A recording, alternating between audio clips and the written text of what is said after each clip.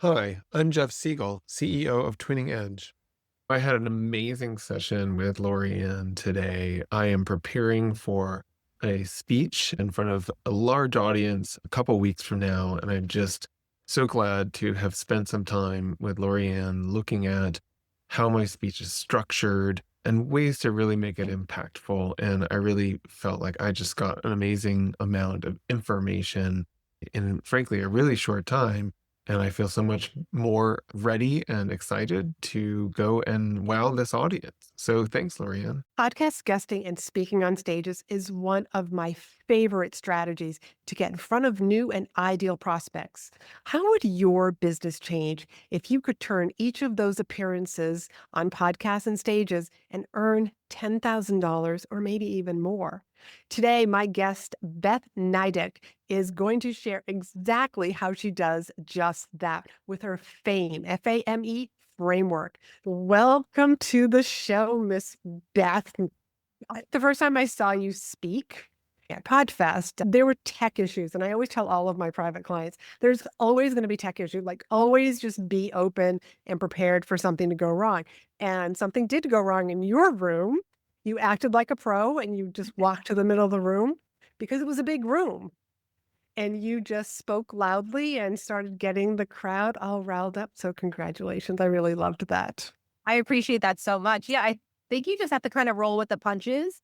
And actually, somebody said to me, "Oh my God, I don't know if I could have done that." And I'm like, "What would you have done? Like stood in the corner and cried? There wasn't a choice." And I Right. guess so I have an actress background. The show must go on, and thank God I can propel my voice in a big room. And the other part of that is thank God I saw some of my friends in the audience because those are the ones I picked on. So to be comfortable, I was prepared to just do it off the top of my head and keep talking and get people involved. But, I think that's the actress in me. It's the former camp counselor in me. It's, speaking is really using all of your skills and just being fully present in the moment. But I am super stoked about this topic about how to make 10K from your next podcast appearance. And I'm all about podcasting. And actually, before we go into that, can we just talk about the fact that you don't have your own podcast? No, I did that, done that. Don't want to do that again. I just found that I can do it in different ways, which you've been on my Instagram show. Mm-hmm. Feel like it's not part of what I want to spend my time doing. And I love being a guest. I love showing up and talking about my passions for an hour or a half hour or 20 minutes, whatever it is. But I don't think that you need a podcast to grow your business. I think if you have a growing business with a growing audience, that's when you create a podcast. I think people really do it too early because it's one of those things they're supposed to do versus how is this going to fit into your visibility plan? Who are you going to have on to help do that? So if you're creating something that actually is not going to make you money, I don't think it's worth it. Right, right. Agree. And, being a podcast guest, this is OPA, other people's audiences. And Yeah. I'm such a huge fan. That's what makes speaking so phenomenal. So is it fair to say that making 10K from your next podcast appearance could also be making 10K from your next stage appearance? Like Oh, physical 100%. stage, virtual stage? It could be from a community talk. It could be from anything you're doing. It's just really about how you're presenting yourself, the things that you're saying, and also how you're promoting it. And I Okay. work with my clients are TEDx speakers to, speakers like I did a couple community talks this week. It's really just about how you're intentionally showing up and what you're doing around that intention to make you money. I want to dive into all of that, how you made that magic happen. Well, it's what I do on podcasts as well. Like I'm really thinking about who the listener is, what they need to hear, and when they need to hear it. Right. So even in the first couple minutes that we've been talking, you've helped me establish my credibility by being on stages and telling that story. Right. And then talking about what I do and how I do it. It's not just let's have a conversation. I intentionally hit pinpoints or pain points or information points along the conversation so the listeners can know who I am, know if I'm their person, know if they're my person, which I think is one of those things that people forget and what my offers are without being like, so you can join my 6-month high. Who wants to hear that? Or you Yeah. want to hear a case study about somebody who's in my program which is called the Fame Lab, and it is a high touch mastermind mentorship. She already came in with TED Talks. She's got another one. She's on plenty of podcasts. She's finally stepping into the brand she always wanted and using podcasting to leverage all of that brand information that she's created for herself to make real money. Very nice. Very nice. So let's get a little more specific because I mean you just gave like the cliff notes to exactly what you're supposed to do, everybody. And thank you for listening to this episode. And that's the point though, and is like if only they listen to the first 3 minutes and they're already looking on my Instagram to see who I am. That's what I want to happen, and that's what I want everyone listening, for people to be so enthralled with listening to it while on their walk that they're scrolling onto Instagram to see who you are and downloading my how to make 10K checklist right away before they even finish listening. I love that. Being so intentional in those first few minutes that you really are hooking in the listener to want to continue to keep listening to the end because now everybody wants to know like, well, where do I get this checklist? Let me Exactly. learn more because now I'm going to say, okay, like when you are working with a client to do exactly this, to make 10K from this podcast interview, what is like the first step that you tell them to do? It's mindset, and I think that's the first step for anything, and I call it it's under, what I created, which is the FAME formula, and the F for FAME formula is fearless mindset. You know, Mm, overcoming the imposter syndrome, owning your own expertise, and for me, it's detaching from the outcome. If you are mhm. worried about what's gonna happen, like, for example, and I know a lot of your listeners feel this way, I had a conversation with somebody in a community talk, and she was talking about how she didn't want trolls, and I was like, I've had 2 my entire career, and I used it for humor. Like, who told you were gonna be trolled? She's like, "Well, I see this person and this person." I'm like, "Well, they're celebrities." Right? So it's getting out of your own way to actually do the stuff, to go on the podcast, to be bold, to say the things. And once you can get past that, then you can position yourself as an authority. You can create the media that you wanna create and then be a monetization expert and use all those things that you create to transform your knowledge into things people know they need from you. Oh, I just love that. That is so juicy. That's the FAME formula: fearless mindset, authority positioning, media mastery, and expert monetization. Love it. Love it. Okay, so first is mindset. Check. You definitely have that, by the way. I mean, the first time I met you, well, I mean, to get up on stage, you have to have a certain amount of confidence, anyways. And especially when the tech went down, you did a spectacular job. So you were very comfortable, with what was going on. Like you said, the show must go on. Okay, so we're checking off the mindset. What Right. is that next step? It's that positioning yourself as an authority and becoming that undisputed leader in your niche. Like, what is it that you want to be known for? You have to know that. Because when you go on a Mm, podcast and you're just going to have a conversation, which you know makes my brain hurt, I'm like, why would you ever just have a conversation? yeah. It's understanding who you are, what you're about, and what you want to be known for. So that when somebody said, I always want somebody to talk about me in a room the way that I want to be talked about. Oh, Beth's a media expert. Oh, Laurie-Ann is an expert in speaking and getting you on the right stages and making the right money from the stages, right? Like, what is that thing that you want to position yourself? That's the A, the authority. The media mastery is actually getting media, because if you don't have media, you can't do any of this stuff. And people out there, like, if you're listening and you think getting media is hard, DM me the word hard and I will send you a guide that proves to you that it's not hard, because everybody listening has a friend or has a friend of a friend that has a podcast or an Instagram or a Facebook or a LinkedIn that they can be on. Like, it's just about asking for what you want.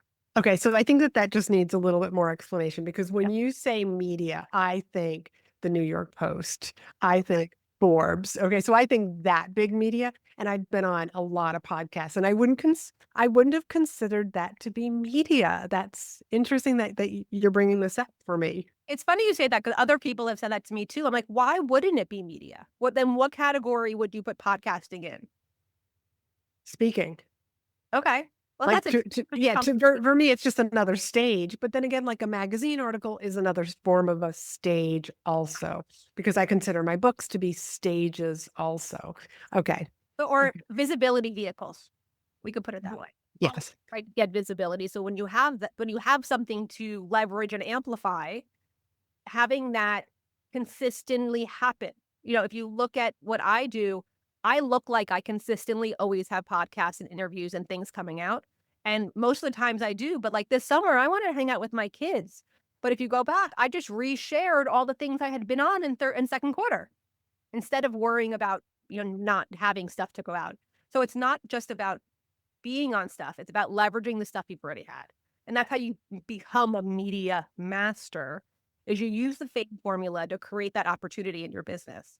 And And so I've seen you do that, repurposing all of your stuff. You must be so damn organized, like, on your phone or something with folders because I just feel no? not at all. I would not call myself organized. Well, then how do you, like, remember to, like, "Oh, wow, I haven't, like, reshared this particular moment in a while." So what I do, I have a content calendar. That's a year-long content calendar. And what I'll do is after your podcast airs, I will pencil in, I'm an old fart. I will put into my Google Calendar the link to your podcast, so I know that that day I'm resharing something from the interaction that we had. So it's really Okay. just I don't know if I call that organized, but it's just recalendar. And the other side of that is to be completely honest. Like if I like, we have a friend Allison Hardy who has a great podcast as well. I listened to a podcast. She had a great guest on, so I shared that I was on, and then I shared a couple of her guests because it it came to me. Honestly, I was like, "I'm just gonna do this," and I just kinda do it and then move on. But I need to have both that in the calendar and then those inspired actions I along. got it. Yeah, so I guess what I was thinking about, some of those forgotten things like, wow, it's been over a year since I was on that podcast and I haven't even mentioned it, in 9 months. But just because you are a master at doing that. So I don't want to spend too much time on that. But I appreciate that, but it's thinking about how you can leverage that content later. And the other side of it is like, why share it once? Why share it when it comes out?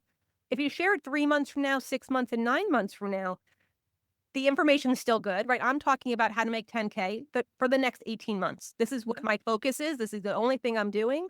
So all of the content that I create over the next 18 months is streamlined into people downloading the checklist and then getting into my programs. Right? Like right. that's so the intention of how I'm making money from all of this is there. And then just being organized in the back end to be able to put into your content calendar or you're just it's honestly my Google calendar. I just put it in and put your name in the link and then I know what I'm doing. And I actually have a new team, so I'm training my new team to be able to take that and then create it for me. Love that. Love that. So it's about just developing a new habit. Yeah, it's a system. It's a system of Yeah. how to leverage and amplify. And that's what the fame formula really came from. Half of it is how you do it, and the other half is an actual system of how you create media for yourself all the time and how you continually share, amplify, and leverage it. Mm, brilliant. Just brilliant. So what would be next?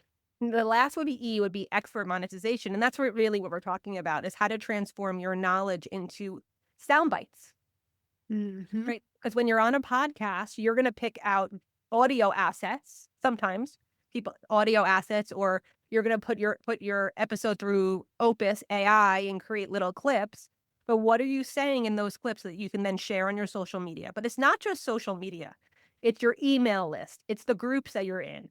I'm in Hey Mama and Entreprenista. You don't think I'm sharing in there almost every day something, right? I'm continually being visible. I want everyone's goal for that when they talk to an old friend who's like a digital friend, they're like, "Oh my god, you're everywhere." The reflection I got yesterday was really interesting too, is about not being connected to what happens with it.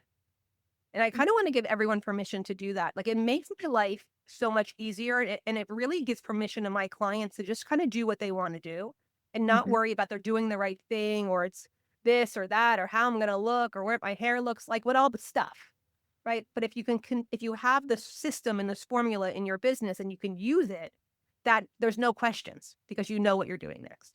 Yeah, I love systems because it takes the emotion out of, do I feel like doing this? What should I do? It's just like, oh, here's step one, here's step two. It's like I just do the thing.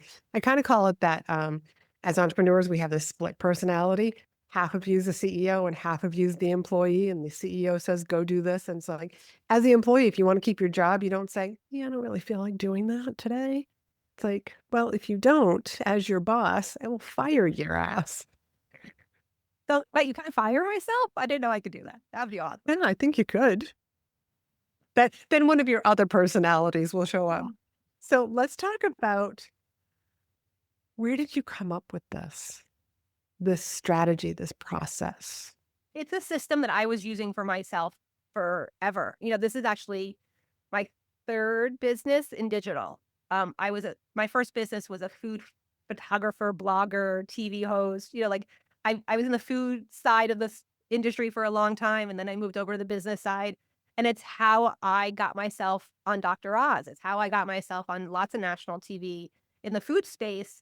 And I just been developing it for myself. And when I started helping, because what happened was I had a cocktail, so I also have a cocktail cookbook that I, traditionally I was I was on your website. I wanted to talk to you about the cookbook. It's just something I was really into, and like you said before, I had an idea and I just went for it without being connected to what the outcome was gonna look like. My uncle actually was the only one that said to me, like, "You don't really drink."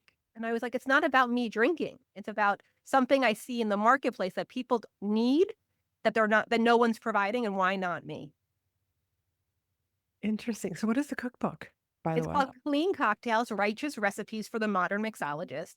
I'm a health coach, and I had clients that were saying like, "But can I have a cocktail?" or "What kind of cocktail?" or "Oh, I had a margarita and I ruined everything." And I was a bartender in college, and I honestly, my body doesn't like sugar that much. So a lot of the recipes were recipes that I just developed for myself. And I got to do the book with this a wonderful woman. Her name's Tara Rossioli. Her company is Highway to Well. Go check her out. She also had the other side of it, had amazing cocktail recipes that she loved.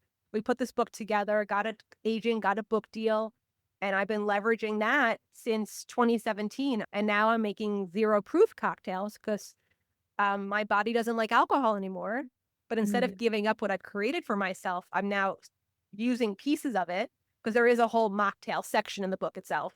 But now I'm leaning into this new trend that I don't see a lot of people talking about.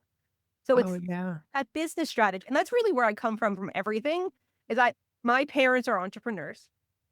I didn't know that. So my parents own car washes and real estate and travel company. And, my dad is amazing. And I was a daddy's girl riding around in the car in the 80s with my dad's huge cell phone, really listening to him enroll people in ideas that he had and making it happen. Like Mm. and What an education. I didn't realize what an education I got till about 5 years ago, to be honest.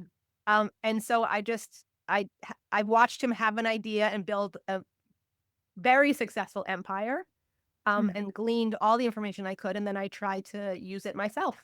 And so my kids are in college. One of my sons is a business major, and every once in a while he'll be like, "Oh, mom, they talked about X, Y, and Z in class, and I knew that because I listened to you talk to your client." Right? Oh, So it's nice. that paying forward and being a part of it, but it's really about the having an idea and having enough not invested in the outcome or invested enough in that you believe that you can make something happen. And that's also like going on podcasts because you and I, this is like nothing, right? This is like we're having a conversation and it's fine.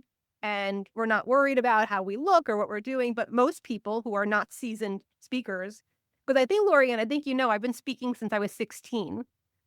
Nice. So I've been doing, I've been in front of large crowds my entire life, but most people aren't. And most people, this makes them Right. very nervous. So having a plan, like the checklist for my clients or having the fame formula so they know what they're doing when, it makes it easier to show up as yourself and to be Yes. able to convert those listeners into clients with the information that you're passionate about, right? What your thing is. Your listeners listening to my stories about the book and my parents, like that gives me more credibility. Like, and I always like to reflect that back when I'm on podcasts instead of like just telling stories. So whatever you have in your background that you're not sharing that can help your clients understand who you are at a core level, those are the Mhm. stories you need to be sharing on your podcast. And to be completely honest, if you listen to 10 of my podcasts, you'll hear all of my stories. Not even 10, 5 probably. You'll hear all the stories I share because I'm intentional about what short stories I'm sharing that connect to my offer and the intention of getting you to know about those offers and become a client. I love that. One of my big stories that I say over and over again is actually in my introduction is I'm a reformed painfully shy girl who couldn't even make eye contact, and I accidentally became a professional speaker. I mean, I like it because it's so hard to believe that a professional like you couldn't make eye contact once upon a time. It's like, yeah, I'm living proof that you can teach your nervous system new tricks. Right. So if I feel like that, but I'm called to make a bigger impact or speak, then I know that Laurie-Ann's my person, right? Because you understand that she feels your pain. Yes. And And that's I've a different way of doing it, right? Like I think people work with me because they know that I'm going to help them get to where they want to go and they can't get there on their own. and I feel like what you're teaching people and how you go about this is, hey, like, I'm just gonna make the ask. What's the worst that happens? Somebody says no. But also just like every time that you're like repurposing all of that content from the past, stages, podcast interviews, articles, TV appearances about your cookbook and mocktails, Yeah. just repeating that so that you're right. Like people see you over and over and over again. And they're just like, there she is on stage. Like there she is on this other podcast, and yeah, you're reusing it. And as a podcast host, I love the idea that you're here and you're going to keep sharing my podcast again and again and again. And you did it just yesterday. Yeah, that's part of the formula. And right, we have to make sure we do a little video before we get off our call because I forgot to do that yesterday. But it's sharing before you go on, and that's what the checklist it really tells you. It's those things to do before, during, and after a podcast interview, so that you can leverage it. But actually, I got a reflection from a class I was teaching recently. Jen Liddy, who's an amazing friend of mine, I think you know Jen as well. She's ridiculously amazing. If you need messaging and branding, you should definitely talk to her. She was like, "But do I have to do all of this? Right? Like, this is a lot for me to fit into what I'm doing. Do I have to do all of this?" And other people were like, "I don't, going on camera like you do, Beth, that's not my thing." So if you do one thing differently, one thing more, according to the checklist or according to, things that I've shared today, that's going to make a difference. That's going to move the needle. Just putting in your story once or making a one post about it, like, I don't know why people think that that's enough. It makes like it boggles my mind. It's like, you think everyone's gonna see everything you post? That's interesting. If you No. could tell me how that you make that happen, then, I have a different business idea for you. I want to go back to one other thing that you said, and it was about seeing what's missing in the market. Now, something that I tell my clients when they are going to, like getting booked at conferences can be a long game. You attend the conference this year, you meet the meeting planners, whoever's putting the event together, and having a conversation so that hopefully the goal is to get booked for the following year by building that relationship. But I've been telling clients when you go to the conference, notice what's missing. This conference was great. I loved this episode. I loved this session, this breakout session, this keynote speaker. Here's what I noticed could enhance this next year. Noticing what's missing that people actually want. Yeah, that's why I closed my PR firm and started really, really just talking about how to make money from media because nobody else was talking about it. Everybody was talking about how to get media, how to find a how to find the right journalist, how to make a friend with a producer. I'm like, okay, you guys teach that. I'm not competing with you with that. I'm gonna go over here in this lane. So I'm actually the next step because nobody was talking about the next step. And to be I haven't really said this to anybody, but like one of the things I want to do next once I'm ready, once I've launched this iteration of the Fame Lab, which is my 6-month program, I'm going to start going to those people who have huge audiences, be like, "Hey, do you want to affiliate? Can I teach a class? Because I'm not competing with you. I'm the next step to what you do." Nice. So seeing Right. where the holes are and understanding where you can fit yourself into. Because if you're trying to compete with everybody else and like everyone be like, there's a million business coaches. Okay, but what's your in particular niche? Going back to Mhm. the fame formula, what's that authority positioning that you have that nobody else talks about? But I want to add one more thing. That's how I pitch podcasts as well. And if Tell me you're more. so say I was pitching your podcast and I would listen, of course, and I've learned so much about how to from exactly what you just said. I was like, oh, I remember listening to that on a podcast. It's so smart because people all the time are like, how do I get in a conference? You're like, you have to work it. It's not just right pitching it. But for a podcast, I think you go to their Apple, their podcast listing of all of their episodes, and you start Mhm. going through their episodes, listening for a few minutes to each one and see what they're not talking about.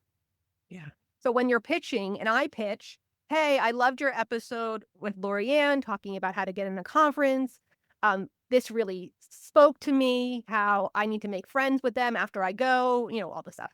But I noticed you really don't talk about how to leverage media and visibility for income. I'd love to talk to your audience about that. These are the 5 things I would talk about. Let's have conversation. Like that's the pitch that I would send because it's about finding those places that you can fit in that naturally make sense and intentionally understand that you can connect with them. Because if you're pitching a podcast, everybody, it needs to be your audience, not just anybody, right? It Right. needs to be your ideal audience. And then you're not only serving yourself, but you're actually serving the podcaster to have content that'll be new and not generic and something interesting to their audience that they haven't done before. Love that. And I also want to add to that, like I've had somebody on my podcast a couple of times who spoke about PR, but you had a very different approach. And that was a while ago that I had that person. So I guess what I'm sharing with everybody is don't be afraid if you see somebody who already had the exact same thing. One of my clients talks about money, and there was a money mindset, and there was a podcast that she wanted to be on. She did her research and she was like, oh, she already had somebody. I'm like, so put it in your calendar, like to pitch her again, like in 3 months, or here's how my episode, me sharing with your audience, will be different than episode 491 of, with such and such. And don't we as business owners or podcasters want to be like, oh, I didn't even realize I was missing that piece. I didn't know that was like people say to me like, oh, I didn't even think about leveraging my podcast. Well, then we should have a conversation about it, Mhm. right? Understanding that your audience is there. And then looking also, and I want to connect it to an offer, understanding what you're going to be offering them that's also different than everybody else has talked about, right? Say, Like, dive into that a little more for me. like when I was creating the how to make 10K for your next podcast interview checklist, I was really looking to see what people were using as vehicles for lead magnets. Was it a guide? Was it an ebook? Was it a one-sheeter that gets you nowhere? Like I wanted to create something different. And I looked and nobody had a checklist for leveraging and amplifying and how to make money from your podcast. So that's why I created the checklist. And that's why mine's different than everybody else's. And my point of view is different from everybody else's because I am a former TV producer. This is not my first rodeo in digital marketing. I've been in other places, I've been in the food business and I've been in other places in digital marketing. So I come to it from a different point of view than somebody who's just been, as a corporate and then a business coach or, worked in PR and now teaches PR. My background gives me that digital entrepreneurship and the media expertise so that you actually get wins from the things that you download from my platforms. Like I that's love what this. it's. This has been so wonderful. Would you please tell people, because you've been mentioning it this entire time, would you tell them where they can get this checklist? 100%. You can actually get it from any of my platforms at Beth Nydick. That's NY Dick. Yes, NY New York Dick. Go to my link in bio or Instagram, or you can download it right from my website. But as always, I ask, please send me a DM because I answer my own and let me know how you have made 10K for your next podcast interview. Wonderful. And that link is definitely going to be down below. If you are exercising, driving, doing errands, or maybe cooking, just pause for a moment. Either text this episode to yourself to remind you later, email this episode to yourself to remind you later to go get that checklist and start following this beautiful like soul who just you completely gave so much information, and I so appreciate you. Oh, I appreciate you so much. Thank you so much. And I appreciate like everyone stop what they're doing and go download the checklist. Yes, yes. I appreciate Okay. you. So everybody, till next week, be in demand.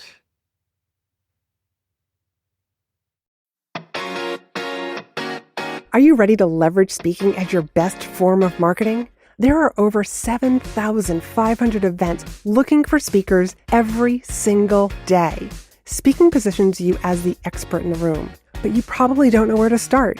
So I created this great resource called the Directory of Places to Speak. This resource will help you get started today. So head on over to speakandstandout.com/directory to grab your free copy now.